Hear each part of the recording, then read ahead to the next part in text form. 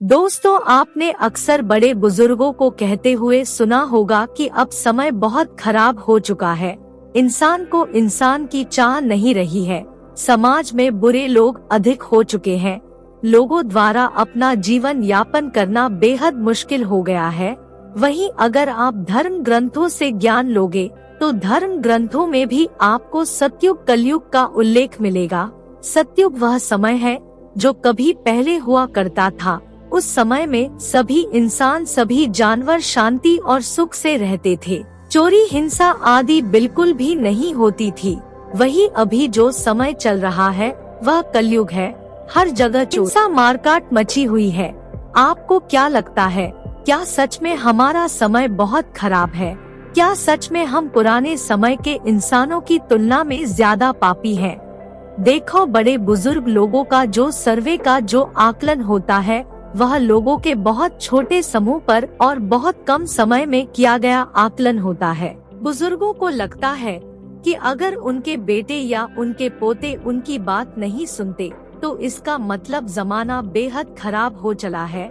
हालांकि वह बुजुर्ग बचपन में अपने दादाजी की कितनी बातें मानते थे वह याद रखना उचित नहीं समझते। दोस्तों, अगर आपको भी लगता है कि अभी समय खराब चल रहा है या कलयुग लग चुका है तो आपको यह वीडियो जरूर पूरी देखनी चाहिए। इस वीडियो में मैं आपको मानव इतिहास के बारे में बारीकी से नजर डालकर बताऊंगी कि सतयुग की तुलना में हमारा कलयुग ज्यादा अच्छा है। तो चलिए शुरू से शुरू करते हैं। दोस्तों, हम इंसानों की प्रजाति का नाम होमोसेपियन है। कार्बन डेटिंग से साबित हो चुका है कि हमारी पृथ्वी लगभग 3 लाख सालों से है। उससे पहले तो हम थे ही नहीं।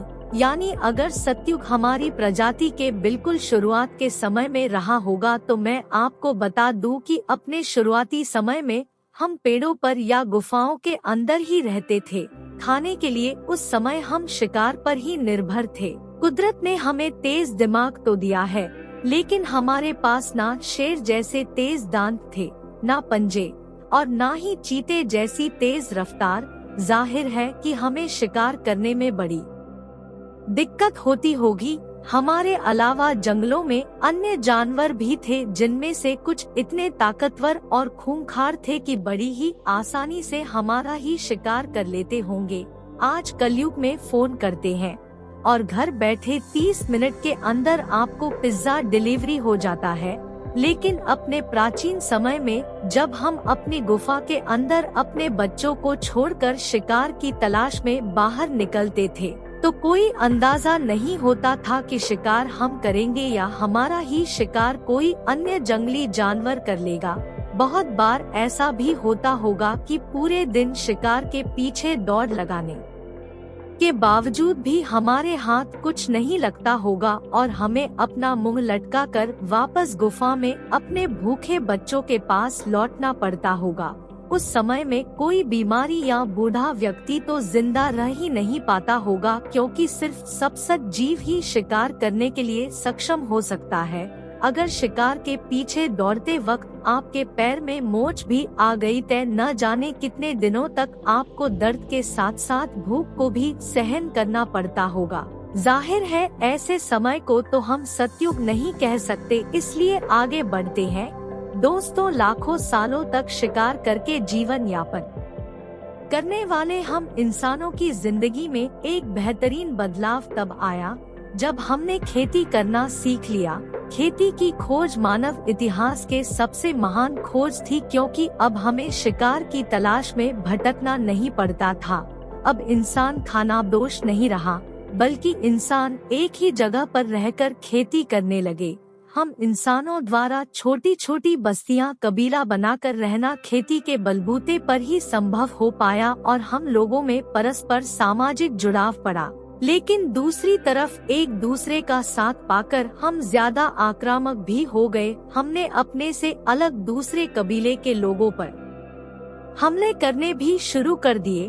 दोस्तों, इस समय तक इंसान ने हथियार भी बना लिए थे और अब इंसान देवताओं पर भी यकीन करने लगा था। सिर्फ यही नहीं, इंसान अपने कल्पित देवताओं को खुश करने के लिए बलि भी देने लगा था।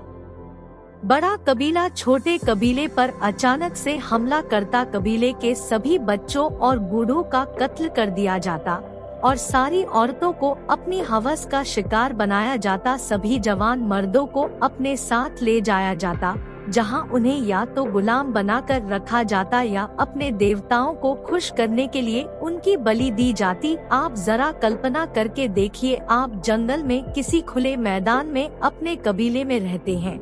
आप शांति से खेती करके अपने परिवार का पालन पोषण करते हैं। तभी किसी अन्य कबीले को आपके कबीले के बारे में पता चल जाता है। उस दूसरे कबीले में मर्दों की संख्या आपके कबीले से ज्यादा है। तब वह कबीला बिना किसी वजह से आपके ऊपर आपका पूरा परिवार और आपके हर सपने चंद पलों में ही उजाड़ देता है और आपको अपने साथ ले जाता है बलि के लिए। ना तो कहीं आप रिपोर्ट दर्ज करा सकते, ना ही किसी न्यायालय का दरवाजा खटखटा सकते थे। क्या आप ऐसे समय में रहना चाहेंगे? क्या आप ऐसे समय को सतयुग कहेंगे? मेरे ख्याल से तो बिल्कुल नहीं। इसलिए और आगे बढ़ते हैं।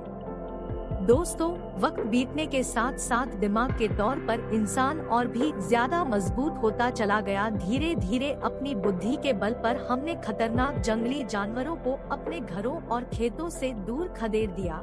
अब हम झोपड़ियों पर निर्भर नहीं थे, बल्कि हमने पक्के मकान और पक्के शहर बनाने भी शुरू कर दिए। आज से लगभग 4 से 5,000 साल पहले जहां मिस्र में पिरामिड जैसी जटिल संरचना हम इंसानों ने बनाई, वहीं भारत में मोहनजोदारो जैसा आधुनिक शहर भी बसाया। किंतु इस समय तक हमारी हिंसक प्रवृत्ति और अंधविश्वास अपने चरम पर पहुंच चुका था। आज भी मिस्र के पिरामिड में अजीबोगरीब परिस्थितियों में लाशें पाई जाती है। प्राचीन मिस्र में जब कोई राजा या बड़े पद का व्यक्ति मारा जाता तो उस व्यक्ति के नौकर को भी अपने मालिक के साथ जिंदा ही दफना दिया जाता, ताकि वो नौकर कायनात में भी अपने मालिक की सेवा करता रहे। राजाओं द्वारा कानून बनाए जाते थे, लेकिन सिर्फ गरीबों के खिलाफ, मामूली से अपराध पर, यहाँ तक कि सच बोलने पर भी इंसान को सूली पर चढ़ा दिया जाता था। सिंधु नदी के समीप एक बेहतरीन और उत्कृष्ट प्राचीन शहर बसा हुआ था। प्राचीन समय में इस शहर को किस नाम से बुलाया जाता था, कोई नहीं जानता। लेकिन जब 1922 में इस शहर को खोजा गया तो इसे मोहनजोदड़ो नाम दिया गया। मोहनजोदड़ो सिंधी भाषा का शब्द है, जिसका अर्थ है मौत का टीला। इस शहर को मौत का टीला नाम इसलिए दिया गया क्योंकि यहाँ एक के बाद एक लगातार मानव कंकाल मिले जा रहे थे। एक साथ इतने लोग कैसे मरे, कोई नहीं बता सकता, किंतु अंदाजा लगाया जाता है इस हंसते खेलते शहर पर किसी दूसरी सभ्यता ने हमला किया होगा, जिससे यहाँ मौजूद सभी लोग मारे गए। तो क्या ऐसे समय को आप सतयुग कहेंगे, जहाँ हर वक्त आपके सर पर तलवार लटकती हो? दोस्तों, अगर हम और आगे बढ़कर आधुनिक इतिहास की भी बात करें तो भी आप अपने वर्तमान को ज्यादा बेहतर पाएंगे। मसलन अगर आप 15वीं शताब्दी में यूरोप में पैदा हुए होते तो आपका सामना होता खतरनाक महामारी प्लेग से, जिसे ब्लैक डेथ के नाम से भी जाना जाता है। उस समय बीमारियों के रोकथाम के ज्यादा उपाय नहीं थे, इसलिए इसने बेहद गंभीर महामारी का रूप ले लिया, जिसके सामने 2020 में फैली कोरोना तो मामूली सर्दी जुकाम के समान है। रोकथाम न होने की वजह से ही इसके कारण यूरोप में लगभग 15 करोड़ लोग मारे गए थे। आप आज से सिर्फ 200 वर्ष पूर्व पैदा हुए काले व्यक्ति होते तो आप एक गुलाम की जिंदगी जीते, क्योंकि उस समय गौरव द्वारा काले लोगों को दास बनाकर बेचा जाता था और अमीर आदमी उन्हें पालतू जानवरों की तरह अपने घर पर रखते थे। उन बेचारों को इंसान होने का दर्जा तक नहीं मिला हुआ था। दोस्तों, आज हमारे पास बुरे दिन, बुरे महीने या बुरे साल हो सकते हैं, लेकिन उन लोगों का क्या जिन्हें पूरी जिंदगी ही पिंजरों में बंद रखा जाता था, भूखा रखा जाता था और बिना वजह पीटा जाता था। पृथ्वीराज चौहान के साथ हुए युद्ध में गौरी का साथ जयचंद ने दिया, क्योंकि उनकी पुत्री ने पृथ्वीराज से प्रेम विवाह कर लिया था। अलाउद्दीन खिलजी ने राजा रावल रतन सिंह के साथ सिर्फ इसलिए युद्ध किया क्योंकि वो पद्मावती को हासिल करना चाहता था। श्री राम को रावण के साथ युद्ध करना पड़ा क्योंकि रावण ने सीता माता का अपहरण कर लिया था। और भी अनेकों उदाहरण आपको मिल जाएंगे जब सिर्फ औरतों के लिए 2 देशों या 2 राजाओं के बीच में युद्ध हुए हैं। वर्तमान समय में ऐसे झगड़े आपको स्कूल या कॉलेज के बच्चों के बीच में देखने को तो मिल जाएंगे, लेकिन किसी औरत के लिए एक देश दूसरे देश के साथ युद्ध करे, ऐसा अब संभव नहीं है। तो क्या आपको नहीं लगता कि हम पहले से ज्यादा समझदार और शांत हो चुके हैं? हालांकि भविष्य में भी दो देशों के बीच में जंगें हो सकती है, हो सकता है कि तीसरा विश्व युद्ध भी हो जाए, जिससे इस पूरी दुनिया और मानवता को भारी क्षति होगी। लेकिन ऐसे विचार हमारे मन में क्यों आते हैं? युद्ध से इतना डरते हैं? हम डरते हैं क्योंकि हमारा अतीत बुरा था। जब इतिहास की पुस्तकें उठाकर हम देखते हैं तो हमें सिर्फ हमलावरों द्वारा किए गए हमलों के बारे में ही ज्यादातर पढ़ने को मिलता है। अब पता नहीं वो सतयुग कब था, जब सभी लोग सत्य और शांति के मार्ग पर चलते थे। पता नहीं वो नदी किस जमाने में बहती थी जिसमें शेर और हिरण इकट्ठे बैठकर पानी पीते थे। पता नहीं वो काल कब था जब मगरमच्छ अपने हाथों से मछलियों को खाना खिलाता था। दोस्तों, बात अगर आज के समय की जाए तो अगर आप ये वीडियो देख पा रहे हैं तो निश्चित ही आपके पास इंटरनेट जैसी आधुनिक तकनीक की सुविधा है। आपके पास एक कंप्यूटर या स्मार्टफोन भी है जिससे आप पूरी दुनिया के साथ जुड़े हुए रह सकते हैं।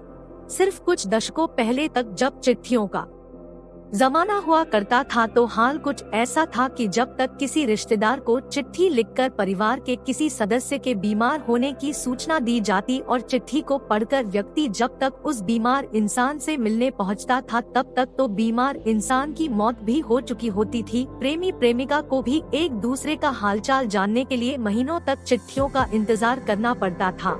बॉर्डर पर गए देश के जवानों को अपने परिवार के हालचाल के बारे में कुछ भी मालूम करने के लिए सिर्फ चिट्ठियों पर ही निर्भर होना पड़ता था। लेकिन आज वीडियो कॉल के जरिए आप लगातार किसी इंसान के संपर्क में बने रह सकते हैं।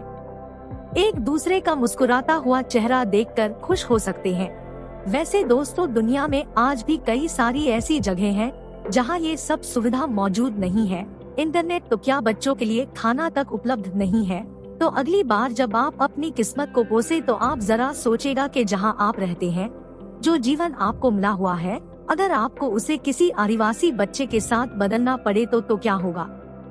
आप जंगल में कैसे रहेंगे ये तो पता नहीं, लेकिन वो आदिवासी बच्चा आपके घर रहकर बड़ा खुश होगा क्योंकि अब उसके पास एक पक्का मकान है जिसमें जंगल जितनी गर्मी नहीं लगती, बारिश आने पर भीगना भी नहीं पड़ता, बारिश आने पर भूखा भी नहीं सोना पड़ता क्योंकि अब वो लकड़ियों पर खाना नहीं पकाता, बारिश उसकी लकड़ियों को भिगो देती थी। अब जब वो बच्चा एलपीजी के चूल्हे पर लाइटर के क्लिक से आग जलते हुए देखेगा तो मेरा यकीन मानिए वो बच्चा खुशी से उछलने लगेगा और उस बच्चे की खुशी देखकर आपको अपने गम पर हंसी आ जाएगी और आपको एहसास होगा कि जो जीवन और जो समय काल आपको मिला हुआ है वो बेहतरीन है। इसलिए अपनी किस्मत पर और खासकर बीत चुके समय पर छाती पीटना बंद कीजिए और अपने वर्तमान को लेकर खुश रहना सीखिए। अगर कोई आपको कहे कि पहले के जमाने में ऐसा था या वैसा था तो उस व्यक्ति की बात एक कान से सुनकर दूसरे कान से निकाल फेंकिए, क्योंकि उसकी तो आदत है यादों की दीवार में सिर पटकने की और वो आपसे भी यही उम्मीद लगाए बैठा है।